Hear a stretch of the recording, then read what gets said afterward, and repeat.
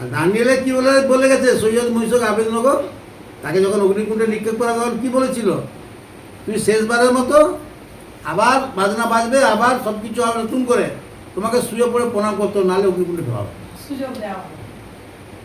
তাহলে সৈয়দ মহিষক তখন কী বলেছিল, আমার ঈশ্বর আমাকে রক্ষা করতে পারুক আর না পারুক, আমি অন্য কোনো দেবতার কাছে মাথা নত করবো না। তার ঈশ্বরের প্রতি তার এতটাই বিশ্বাস ছিল। আর সেই বিশ্বাসের ফল পেল কি না? সঙ্গে সঙ্গে ফেলো তো। তো আমরা কেন অন্যভাবে চলি?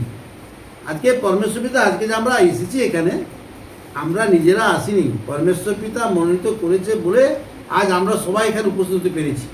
কিসের জন্য? না সেই ঈশ্বরের বাক্য নেওয়ার জন্য, আত্মাকে তেজি করার জন্য। সেই বাক্যটা যখন পরমেশ্বর পিতা আমার কাছে পৌঁছাচ্ছে, আমাদের মুখ থাকতে, যেন আমি বলছি কি দুলালদা বলছে কি নাটুয়াদি বলছে, এটা যেন না ভাবি। আমাদের মুখ থেকে কে বলছেন? পরমেশ্বর পিতা বলছে। আদিতে বাক্য ছিল, বাক্য ঈশ্বর। আচ্ছা না, যৌনের প্রথমে আছে বাক্য, এগুলো মনে একে আদিতে বাক্য ছিল, বাক্য ঈশ্বর।